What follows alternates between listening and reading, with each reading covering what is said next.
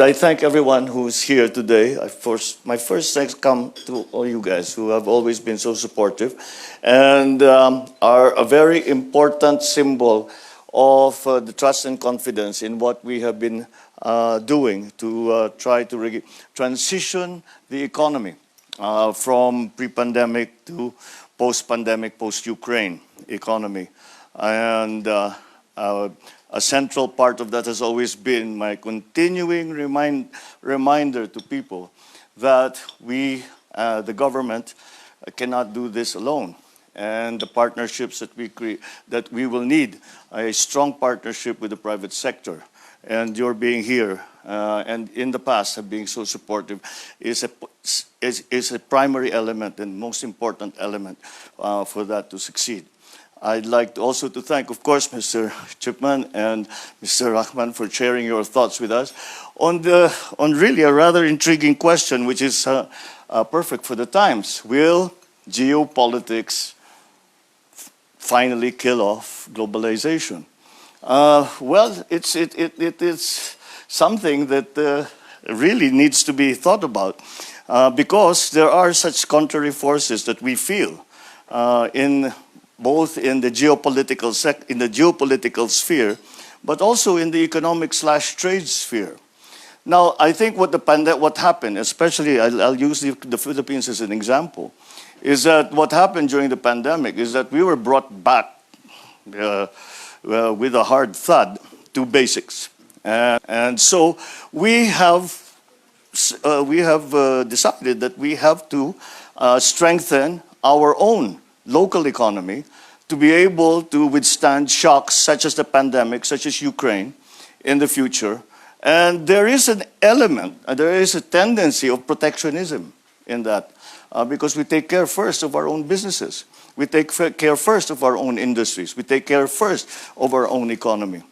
But but there is the contrary force to that, is that the very clear understanding and assumption by everyone who thinks about these things that trade is the key to wealth for any country. No country grew wealthy without a very strong trade relationship, not only with one or two other countries, but with the rest of the world. In terms of geopolitics, your remarks, Mr. Chipman, in that we all desire, especially, let us say, around the South China Sea, we all desire a more multipolar. However, the forces of us going back to that Cold War type of scenario where you have to choose one side or the other are strong. And when I speak to the other ASEAN, APEC members and the other leaders, and I ask them, and they ask me, do you feel it, that you must choose? And I say, yes, don't you? And unanimously, they say yes. So the multilateralism that ASEAN, what we call the ASEAN centrality, that has become a very important concept. I think we are determined as a group in ASEAN and in the Indo-Pacific, those around the Indo-Pacific, despite all of this conflict, we are determined to stay away from that. And simply because we are anchored in the idea that the future of the Indo-Pacific, the future of Asia-Pacific, for example, cannot be determined by anyone but the countries of the Asia-Pacific. And that removes us immediately from that idea that you must choose. We choose our friends. We choose our neighbors. That's the choice that we have made.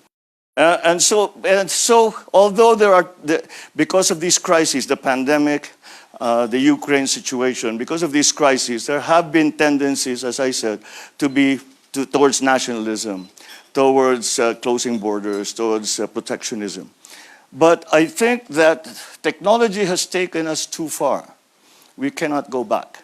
And in both the global arena and in terms of politics, the geopolitics of it, and in terms of the economy, the global economy, it is now conceptually impossible to even think that we could have a non-global economy, that we will return to what we were 200 years ago, 100 years ago. That simply is not going to happen. And so although we have, I think, we've hit a very big bump on the road, several big bumps on the road, I think the tendency after a while, after things have settled, after countries such as the Philippines have put in place the elements of policy, the elements of legislation that are necessary to be able to adjust to what is the new coming economy. Once that is in place, I think that globalization will start, we will start to return to that tendency of globalization. I really would love to discuss this further with you because it's a terribly interesting subject and it's critical to the future of our planning.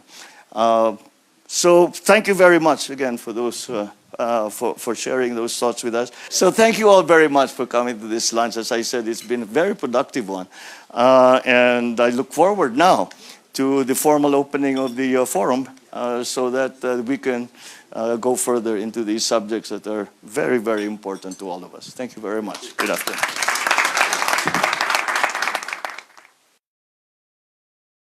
World Economic Forum was really organized so that businesses from all over the world can come together, along with government as well as people from the academia. And I think in this particular, for this year, there's about 2,700 participants, 1,600 of which are from the business sector. I think this is the first time in almost 10 years, I believe, that we've actually participated. As you know, 7 of the largest corporations are actually part of this contingent. So I think that this is a very strong signal that the Philippines is open for business, and that we are, I think this is a good chance for us to showcase what the growth story of the Philippines as a country. I believe President Marcos has been very effective in showcasing the Philippines, our strength, but also showcasing that his government is open for business and open to partnerships, with other governments, but as well as with partnerships with private sector, and that we are here trying to bring in really foreign investments. On the political front, I think also my view is that the president has really shown that the Philippines is really a friend to all, and that we're not necessarily leaning more towards the west or the east, and that we're very, very balanced in where we are positioned. And I think that's the right strategy because our location as a country is so strategic. We are right in the middle of Asia, and we are within a 4-hour flight distance to 70% of Asia. So that puts us in a very good, very important position, very strong position for tourism, logistics, manufacturing. As for Alliance Global, as you know, we're into real estate, we're into tourism as well, and more importantly, we have also global operations through our distilled spirits company.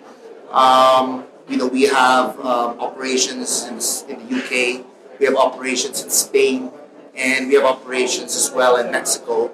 And so, in a way, we are a Filipino company with a very strong global presence.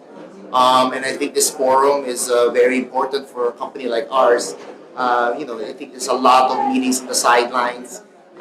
There's a lot of things we can learn, but also partnerships and cooperation that can be created from this particular platform. Like I said, on another note, I think the Philippines as well, we're very strongly invested in tourism. And so, it's a way for us to also promote the Philippines. I think that this, again, we're very excited to join President Marcos. This trip and this journey for the Philippines. It's after 2 years of this pandemic, as he has said, we've kind of taken a step back. But I guess in that process, there's so much realization. But what is needed really is global cooperation. I think our president is a firm believer in globalization. Coming to the World Economic Forum, I think that his belief can be made known to a large audience, and that I think will give the Philippines a lot of credibility in the global community.